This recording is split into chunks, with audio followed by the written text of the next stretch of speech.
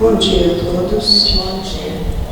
Nessa manhã radiosa de sol, né? Mas um céu tão lindo, um dia tão lindo.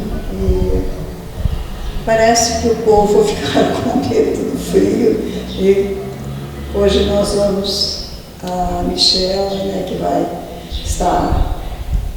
vai fazer a preleção de hoje. Rogamos a espiritualidade, que incentive, que esteja com ela para que ela nos traga uma mensagem bem amorosa, bem construtiva, né, para o nosso caminhar. Iniciando um mês amanhã, né, iniciando uma semana, rogando a espiritualidade que sempre esteja a nos proteger, a nos envolver em amor, fé e esperança para que nós possamos caminhar nos caminhos que Jesus veio nos ensinar. A nossa gratidão, Senhor, por todos esses momentos, seja de calor, seja de frio. Cada época tem a sua estação, assim como a nossa vida também. Nós devemos abrochar na primavera, depois o tempo passa, vem o inverno, que são as dores, né? Mas que Jesus, estando conosco, nós podemos caminhar por todos esses caminhos, faça sol, faça chuva, a nossa meta é chegar até o Pai. Nascemos espíritos simples e ignorantes, mas a nossa meta é chegar na angelitude, é chegar aonde o Pai está. Mesmo que para isso nós tenhamos que caminhar por luzes e espinhos, pedras e tropeços, abismos que nós temos que vencer. Com a ajuda e os ensinamentos de nosso Senhor Jesus Cristo, nós sabemos que nós podemos caminhar. E com a fé nítida e elevada ao Pai, nós sabemos que eles nunca nos desamparam, estão sempre conosco. Então, é o que eu desejo a todos: muita paz, muita harmonia para esse novo mês que está vindo, que se não for melhor, que seja igual a este que passou. Que Deus nos abençoe, que Jesus nos ampare e esteja conosco, hoje e sempre. Que a Tua paz, Senhor, permaneça em nossos corações. Agora eu passo a palavra à nossa irmãzinha Michelle, para que ela nos traga a mensagem de hoje. Bom dia. Vamos na oração inicial da renovação, né, do material, vamos dizer assim, né, do mundo realmente corpóreo, né, as mudanças da fase da primavera, verão, outono, inverno. Não só isso, né, mudança de meses, que foi aí criado a contagem para os seres humanos. Então, olha como tudo se renova, olha como tudo se dá. E hoje eu trouxe para vocês algo que tem tocado realmente no meu coração, que é falar um pouquinho sobre amor, fé, esperança e, final de todos, que é a caridade. E aí a gente começa a perceber essa luta da natureza mudando, começa a perceber que existe essa luta do ser humano também com a matéria, do espírito com a matéria, já há muito tempo atrás, né? Se a gente for olhar a história, a gente vai ver essas renovações que estão acontecendo hoje no nosso planeta já desde muito tempo. A humanidade, ela vai crescendo, ela chega num ponto em que a gente tem os holocaustos, as grandes tragédias, às vezes os grandes problemas ou os grandes conflitos, e tem novamente mais uma renovação. E que tudo está nascendo do nosso progresso. Tudo, né, nada está sendo em vão. Mas como a gente se mantém firmes diante de todas essas situações? E a gente começa aprendendo a fagulha inicial que Deus nos presenteou quando a gente nasce, é o amor. A gente começa pelo amor. E aí Deus vai nos renovando, porque se eu nascesse sozinha, né, sem nada, como uma árvore, uma planta, aquele amor ele passa a ser meu, só meu. Eu não preciso estar contribuindo, não preciso estar desenvolvendo, não preciso estar aprendendo a amar. Porque por mais que eu tenha aquela fagulha do amor, eu preciso externar, eu preciso aprender. E aí Deus coloca a gente aonde? Numa família. Lá nessa família eu vou aprender a não só me amar, mas amar aqueles que estão do nosso lado. E isso é um desenvolvimento, porque sim, na família é a parte mais difícil, porque eu convivo 24 horas por meu dia. Não dá para mim brigar, como a gente às vezes briga com um amigo, vai embora, sua mãe esfria a cabeça, amanhã mudou. Na família não tem isso, nós estamos ali. É o tempo inteiro aquelas situações. Então, Deus nos coloca justamente aonde precisamos. Depois a gente vai ver um pouquinho mais por que eu tenho mais afeto com um, menos afeto com o outro, né? O Espiritismo ele mostra isso, ele mostra desavenças de vidas passadas, coisas que a gente veio trazendo, mas tudo, não importa, tudo, Deus nos coloca para o aprendizado, até a transformação da natureza é um aprendizado para nós. E aí, Ele nos ensina e nos mostra lá no capítulo 11, amar o próximo como a si mesmo. É um dos mandamentos de Jesus. Ele veio e nos disse, amar o próximo como a ti mesmo. Porque amar o próximo é fazer bem para ele. Ele não queria que nos fosse feito. E aqui eu queria até fazer um parênteses, porque eu estou fazendo um curso agora de neurociência e é muito interessante sobre a verdade de cada um. E aí vamos supor, para ficar mais fácil de eu explicar, vamos supor que tivesse uma casa só aqui, tá? Aqui esse palco aqui, ó, não precisa nem ser a casa, essa parede aqui, ó. Metade dessa parede fosse azul e a outra metade fosse branca. E se eu coloco algo trancando e boto duas pessoas aí na frente, que uma não enxerga aquela metade e a outra não enxerga de cá, e perguntasse para ela que cor que é essa parede, uma vai dizer azul, a outra vai dizer branca. Está de lado, ela está enxergando branca. E aí o que acontece? As pessoas estão se vendo. Aí o que acontece entre elas? Elas começam a discutir, você tá doida? Não tá vendo que é branca? A outra tá dizendo, não, você que tá louco, você quer azul, você é daltônico? E começa a briga entre eles, porque cada um tem uma visão. E essa visão, ela não estava errada, nem do que estava enxergando branco e nem do que estava enxergando azul. Porque cada um é moldado, tem o seu crescimento pelas suas experiências. Então, a verdade de cada um, a gente começa a entender que é diferente. A minha verdade é uma, a verdade dela. Cada um tem uma verdade. Está errada? Não. Mas foi amoldado das experiências de vidas, e não só essa vida, que a gente já sabe disso aqui no Espiritismo, de outras vidas, ela vai moldando você.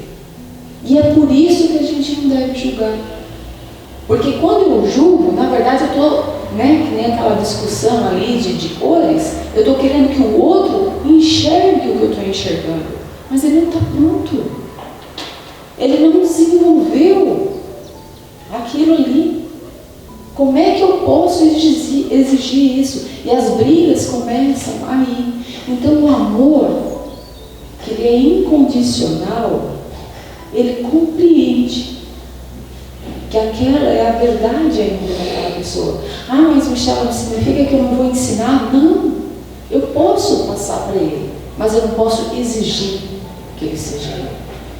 Eu posso dizer, olha, eu acho que deve ter alguma coisa errada, talvez a casa seja azul, vem cá ver do meu lado, olha a diferença.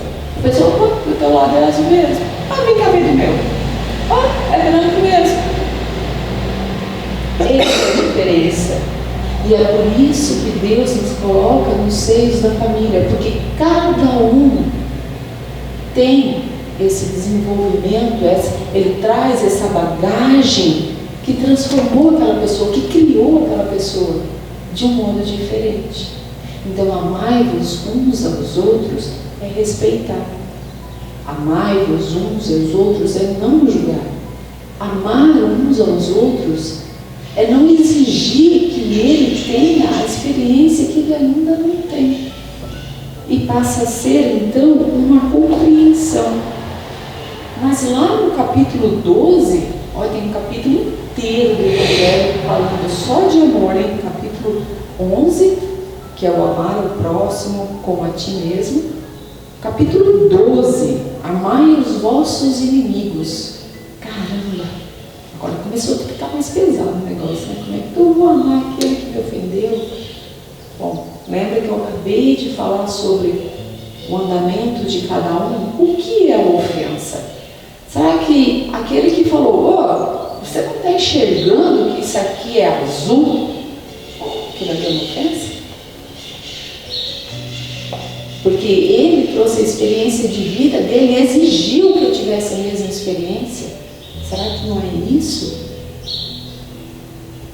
Será que as pessoas não estão exigindo que a outra tenha o mesmo comportamento do que você julga ser certo? E nem sempre a gente está certo, porque a gente não enxerga o todo, a gente não estava enxergando as duas metades, a gente só enxergou um pedacinho dela. Então eu não estava com a verdade total. Nenhuma nem outra estava com a verdade total. Talvez quem estivesse vendo de cima estava enxergando que a casa ou a parede tinha duas cores. Mas quem está ali, no meio, não está. Então ele não tem a verdade completa, nem a visão completa. Será que não é isso que faz com que briga e com a briga se torne ofensa? Então, se a gente começa a compreender, a gente começa a entender que os nossos inimigos, essa relação de ódio, de raiva, de rancor, de desejo de vingança, nada mais é do que começou com algo muito pequeno e foi crescendo de geração em geração, de vida em vida, a ponto às vezes de assassinatos, de cobiça ser maior do que tudo, porque não consegue ainda enxergar o todo. Mas se a gente compreende que cada pessoa tem o seu crescimento, vai ter o seu entendimento, eu não preciso cobrar isso. Então, perdoar e amar os nossos inimigos não significa que eu concorde com o ato de violência que ele praticou. Não é isso. Mas é entender, é compreender que cada um tem um entendimento e que a oportunidade dele vai chegar. E perdoar é não desejar o mal nesse caso. Porque a gente perdoa assim, eu perdoei, ele sumiu, mas a hora que acontece alguma coisa de ruim, que sabia que ia acontecer, isso, no fundo, é desejar o mal. Porque a gente não vê a hora do outro se ferrar, para aprender que você estava certo, com o orgulho, e o outro estava errado. Então, amar os vossos inimigos é deixar realmente que ele aprenda com suas próprias pernas e não desejar o mal. Não significa que eu vou ter uma relação com meu inimigo, mas significa que eu não vou mais apertar o pescoço dele, querer que ele sofra tudo que ele fez alguém sofrer, ou que ele me fez sofrer. É deixar que ele, Deus, vá resolver, porque vai chegar a verdade. As vidas são sucessivas e nós crescemos com elas. Isso é amar os vossos inimigos, é perdoar, é deixar. E quando a gente toma essa ação de realmente deixar para Deus a justiça, porque eu não tenho a visão do todo, como eu falei, deixar para Deus essa justiça, esse alívio, ele é muito maior para nós mesmos do que para o outro, porque aquilo deixou de me incomodar, aquilo parou. Nossa, nem lembrava mais que aquela pessoa existia. Aquilo parou de me incomodar. E a hora que eu tiver o amor supremo, que aí a gente tem que desenvolver um pouquinho mais. Eu não só vou, nem lembrava mais que aquela pessoa existia. Eu agora vou começar a orar por ela. Que vai chegar lá na caridade. Isso já é caridade. Já é eu estar querendo um bem, eu querendo uma transformação daquela pessoa que está às vezes um assassino, uma pessoa que está fazendo muito mal. Eu querer do fundo do meu coração que ela melhore. Nós vamos ver mais lá na frente um pouquinho, quando eu falar dos 4 pontos aqui, os 4 pilares que Deus e Jesus veio nos trazer. Então falamos um pouquinho do amor. E aí ele disse, mas como que eu faço isso, Jesus? Aí lá no capítulo 15, a gente vai ter o buscar e achareis. Então Kardec, quando ele colocou tudo isso no Evangelho, ele já colocou numa sequência de compreensão, de aprendizado e o como, Tá, o que é, agora eu estou entendendo como. E aí ele começa, buscar e achareis, orai e Deus irá te atender. Aí vem as parábolas, todas que Jesus passou, se Deus sabe o que alimenta até os pássaros, quanto mais a vós. Mas basta pedir. Aí entra a nossa segunda colocação aqui, que é a fé. A fé, ela entra aqui, nesse momento. A fé, ela tem que ser raciocinada. Por quê? Porque a fé, que é totalmente cega, a gente não compreende. Não, falaram para mim fazer isso e tem que ser. Mas quando eu consigo começar a compreender, como eu acabei de explicar sobre o amor, quando eu começo a compreender a visão de cada um, quando eu começo a entender que cada um vive num mundo paralelo, a física quântica aqui, na ciência o tempo inteiro com a religião aqui, gente. Então a física quântica, ela fala do mundo paralelo. Cada um tem um mundo paralelo. Porque cada pessoa aqui tem uma experiência de vida diferente. Cada pessoa cresceu de um jeito. Cada pessoa vem de um passado que nos molda o presente. E então a gente tem o nosso mundo paralelo. Sim. E a fé é essa crença maior, dizendo, cara, eu não enxergo os 2 lados da parede. Eu sei que tem alguém olhando por mim, porque certas coisas não existiriam se não tivesse. Se não existisse algo, para que serviria tudo que Jesus veio aqui dizer? Para que serve tudo aquilo que ele falou? Se não vai ter um amanhã. Então a fé, ela nos leva. Eu tenho também no capítulo 9, que é antes no capítulo 19, desculpa. Depois também ele fala no Evangelho sobre a fé transporta montanhas. Porque a fé sincera é calma. Por que ela é calma? Porque eu aprendi sobre o amor. Eu aprendi nos capítulos anteriores sobre buscar e achar. Eu aprendi a orar. Eu aprendi a conversar comigo.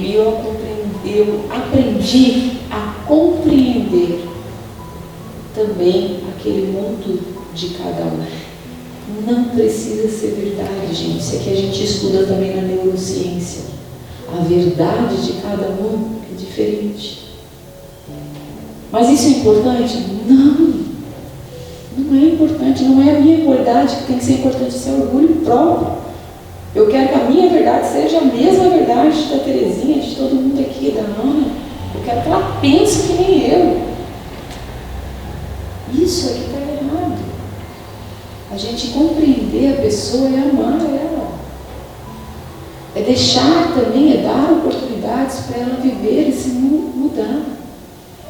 E lembrar que a gente não tem todo esse conhecimento, nem toda essa visão. E aí lá no capítulo que fala da fé transporta montanha, ele fala que a fé verdadeira, ela tem a paciência. Paciência de quê? Paciência de não querer que o outro mude na hora que eu quero. ela fala sobre esperar. Esperar o quê? Esperar pacientemente que o outro aprenda e que eu também aprenda. E quando eu tenho essa paciência, essa fé, eu também me desenvolvo, eu consigo entender melhor. E sabe quem é o maior beneficiado disso também, igual ao do amor? Eu mesmo. Porque não vou ter mais aquela responsabilidade com meu esposo, com meu filho, com minha enteada, com a minha filha, com a minha sogra, com meu tio. Então essas compreensões, elas nos ajudam muito mais do que o próximo. Olha isso. Mas ajuda muito o próximo, porque a gente tira a mãozinha do pescoço deles, né? Então a fé é essa compreensão das coisas, é esse entendimento em todas essas situações que me desenvolve. Bom, a gente falou um pouquinho sobre o amor, aquela fagulha que veio já do nosso nascimento. A gente entendeu um pouquinho o que é amar os nossos inimigos, amar a si mesmo, e entendemos a fé. E se a gente começa a entender, então, essas coisas, a gente entende realmente que nós estamos aqui para um crescimento espiritual, pessoal, porque é a nossa jornada. Lembra que eu falei lá no amor? Que cada um é moldado pelas suas jornadas. Então, se tem uma jornada, não pode acabar nessa vida. Até porque seria muito pouquinho, né? Eu acho que eu não aprendi tudo, não. Queria fazer línguas, queria fazer letras, queria conhecer todo mundo. Eu acho que eu não aprendi tudo só numa vida de 80 anos. É muito pouco. E aí é onde entra agora a esperança. Por que esperança? Porque lá no Evangelho de João, no capítulo 12, no versículo 50, tem assim: eu sei que o mandamento de Deus é a vida eterna. Olha a esperança aí. Tem esperança melhor para nós do que saber que tudo que passamos não é em vão? Tem esperança melhor do que saber que aquele ente querido, amado, aquele filho, aquele pai, aquele tio, está vivo? Só não está no corpo físico, mas se mantém vivo. Tem esperança melhor do que saber, ter a certeza de que todos nós vamos nos reencontrar. Tem esperança melhor do que saber que todas as dificuldades aqui me moldaram para uma pessoa melhor? Não tem esperança saber que tem alguém nos aguardando? Então a esperança é um ensinamento, é um conforto que bate realmente no fundo da nossa alma. E nesses momentos de transformação que eu falei da terra, a esperança e a fé e o amor, elas devem falar mais alto no nosso peito. Porque se não tivermos esperança e fé em Deus e na vida superior, nós vamos nos desesperar com todas as situações ainda dos seres humanos. Mas não é necessário o desespero, porque nós já compreendemos essa esperança. Nós temos no fundo da nossa alma, o amor, a fagulha que Deus colocou. Ele colocou não só o amor, mas Ele colocou a certeza de um ser maior, que é a fé. Ele também colocou essa certeza, essa dúvida, né? Certeza, entre aspas, é uma dúvida que vem, mas não pode ser só isso, né? A negação nossa não pode ser só isso. Também é aquela sementinha plantada junto, que é a esperança. A gente pode sim, gente, ter saudade. Saudade, o choro de saudade é um choro alegre, entre aspas. É um choro benevolente, que faz bem. Faz bem a alma que está aqui e a alma que está lá. O que não podemos ter é desespero.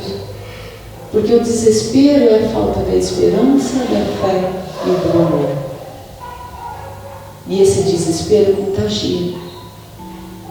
É só a gente ver todos os dias quando a gente acorda, que acorda às vezes de mau humor, vamos dizer assim, brigando, todos, parece que contamina, né?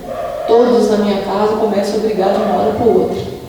Aí a gente vai sair da casa, vai para o serviço, já sai fechado no trânsito, já briga com não sei quem, já fala da vizinha que falou mal, já acabou o dia.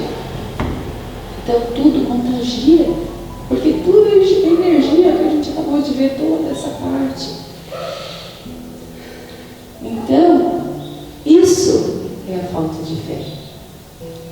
E nós que dizemos crentes a Deus, crentes em Cristo, o que foi o ensinamento dele?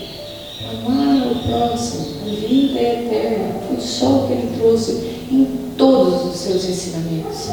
Ele trouxe amar, respeitar, ajudar aquele que é mais baixo do que você, ou que tem menos conhecimento do que você, no que for preciso, e acreditar na vida eterna, porque aquele que acredita em mim terá a vida eterna. Deveríamos ensinar isso, e somos cristãos, nós acreditamos nisso. Mas não é a cada uma prova de dificuldade entrar em desespero. Ao contrário, tenhamos fé, oração, para que tenhamos uma conexão que vai nos trazer para uma compreensão de que a nossa vida é eterna e que nós estamos deixando às vezes o corpo físico somente, mas a nossa vida é eterna. E aí entra, aí já vou finalizar, está chegando na hora já, né? Entra aí um pouquinho, né? Falamos um pouquinho do amor, da fé, da esperança, mas eu acabei de falar, né? Ele veio trazer o amor, a fé, a esperança e ajudar o outro. Como? Eis aí a caridade. É o auxílio. Mas é o auxílio material? Não. É qualquer auxílio. É o auxílio daquela pessoa que está desesperada porque um íntimo querido morreu e ela entrou em desespero porque ela não conhece a vida eterna ou não tem fortes indícios de aquilo ali existe. Fala-se às vezes cristão, mas no fundo do coração não tem aquele temor. O que cabe a mim fazer? Isso é caridade. O que cabe a mim quando eu perdoo aquele inimigo que nós falamos lá no comecinho? Isso é caridade, é orar por ele. É eu transformar não só o perdão de, deixa pra lá, Deus resolve. Não, é mudar agora a minha ação. É dizer, todos os dias à noite, quando eu deitar na minha cama, Deus, ajude fulano.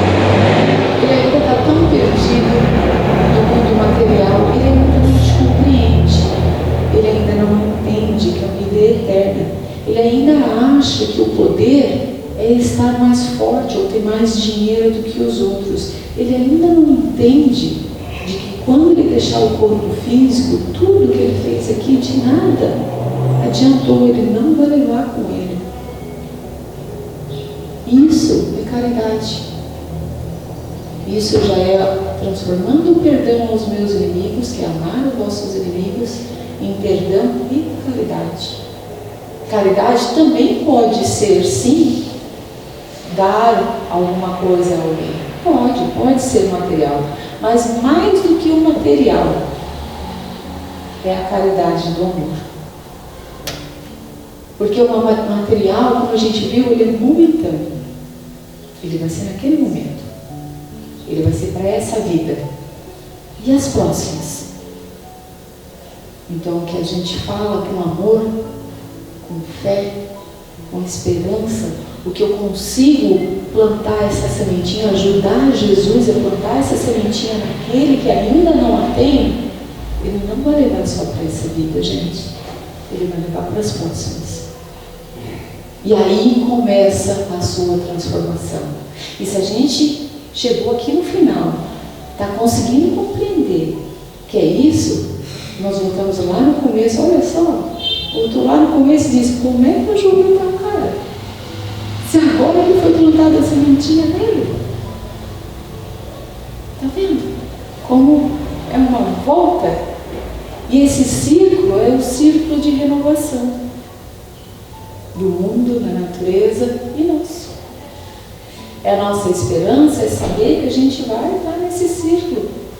Que eu estou deixando sim o corpo físico, estou deixando o mundo material, continuando no mundo espiritual, voltando ao mundo material, não?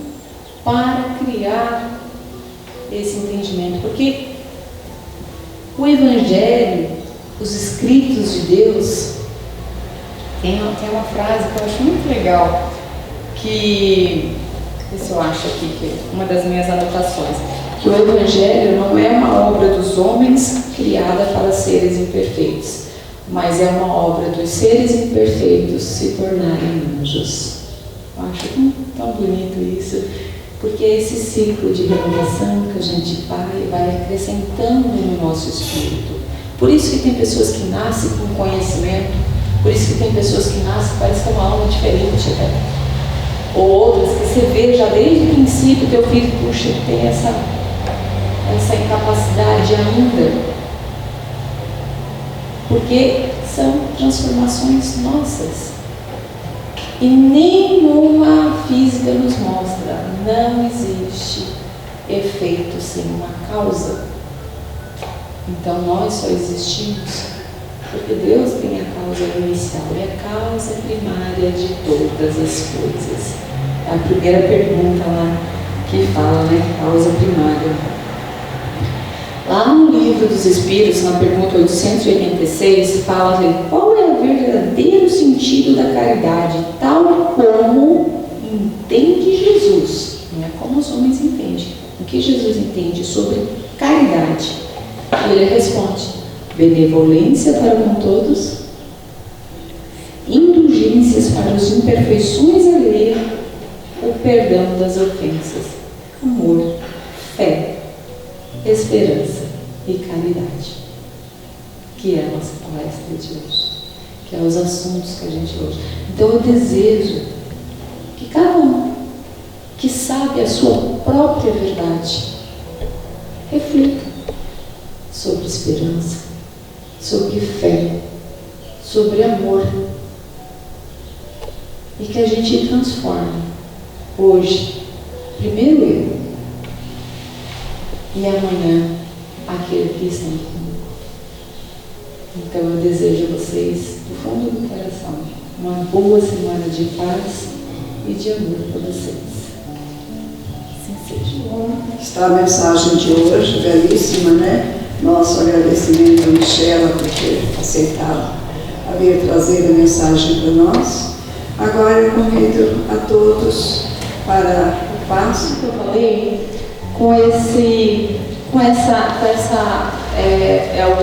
a parte inicial do livro O Caminho da Luz, tá? O Evangelho do Futuro.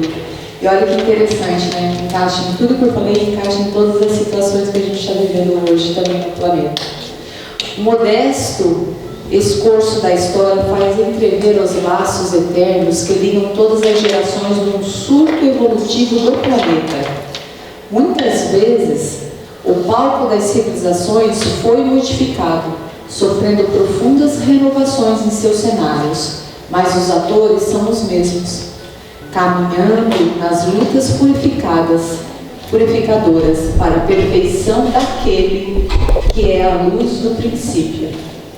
Nos primórdios da humanidade, o homem terrestre foi naturalmente conduzido às atividades exteriores, desbravando o caminho da natureza para a solução do problema vital. Mas houve o tempo em que sua maioridade espiritual foi proclamada pela sabedoria na Grécia e pelas organizações romanas.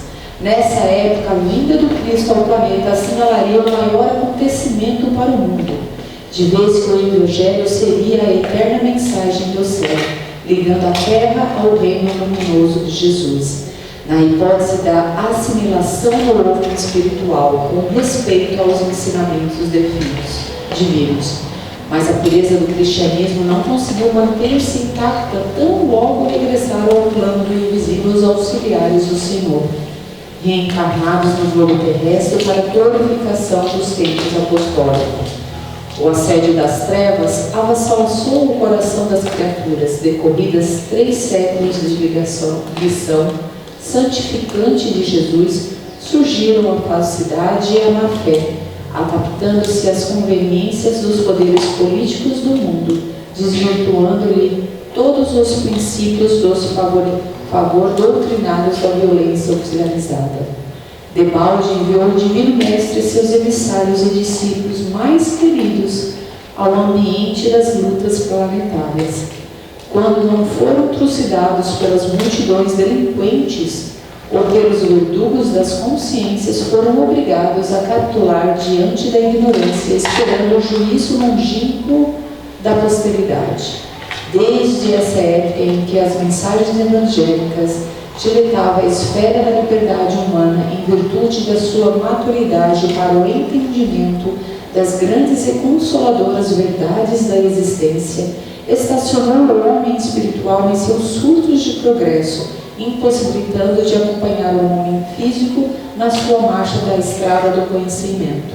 É por esse motivo que, ao lado dos aviões poderosos e da radiotelefonia que ligam todos os continentes e países da atualidade, indicando os imperativos da lei da solidariedade humana, vemos os conceitos das civilizações auscultadas por as doutrinas de isolamento, enquanto os povos se preparam para o extermínio e para a destruição. É ainda por isso que, em nome do Evangelho, se perpetram todos os absurdos nos países ditos cristãos. A realidade é que a civilização não chegou a se cristianizar. Na França temos a guilhotina, isso foi naquela época, né? A força na Inglaterra, o machado na Alemanha e a cadeira elétrica na própria América da fraternidade e da concórdia.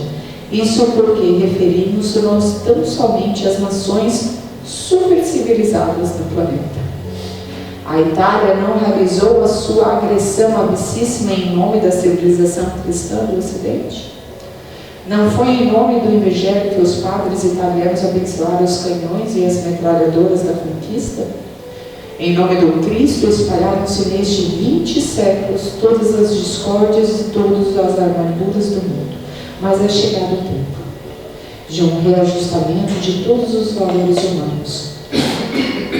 Se as dolorosas expiações coletivas preludiam a época dos últimos ais do Apocalipse, a espiritualidade tem de penetrar as realizações do homem físico, conduzindo-os para o bem da humanidade. O Espiritismo, na sua missão de consolador, é o amparo do mundo nesse século e declives de sua história. Só ele pode, na sua feição do cristianismo redivivo, salvar as religiões que se apagaram entre os choques das forças e da ambição, do egoísmo e do domínio, apontando ao homem os seus verdadeiros caminhos. No seu manancial de esclarecimento, por-lhe-se-á beber a linfa cristalina das verdades consoladoras do céu, preparando-se as almas para a nova era. São chegados os tempos em que as forças do mal serão compelidas a abandonar as suas derradeiras posições de domínio nos ambientes terrestres, e os seus últimos triunfos são bem o penhor de sua reação temária e infeliz, apressando-se a realizações do vaticínio sombrios que pesavam sobre o seu império perseguido. Ditadores, exércitos, hegemonias econômicas, massas versáteis e inconscientes, guerras inglórias, organizações seculares passarão como uma vertigem de um pesadelo. O século que passa efetuará a divisão das ovelhas do imenso rebanho. O cajado do pastor conduzirá ao sofrimento na tarefa penosa da escolha e a dor se incumbirá de trabalho que os homens não aceitaram por amor. Uma tempestade de amargura varrerá toda a terra. Os filhos de Jerusalém de todos os séculos devem chorar, contemplando essas chuvas de lágrimas e de sangue que reventarão nas nuvens pesadas de suas consciências enegrecidas. Condenadas pelas sentenças irrevogáveis dos seus erros sociais e políticos, a superioridade europeia desaparecerá para sempre como o Império Romano, entregando a América ou fruto das experiências como vistas às civilizações do porvir. Vive-se agora na terra um crepúsculo, ao qual sucederá a profunda noite, e aos séculos 20 em diante completa a missão do desfecho desses acontecimentos espantosos. Todavia, os operários humildes de Cristo ouçam a sua voz no âmago de sua alma. Bem-aventurados os pobres, porque o reino de Deus lhes pertence. Bem-aventurados os que têm fome de justiça, porque serão saciados.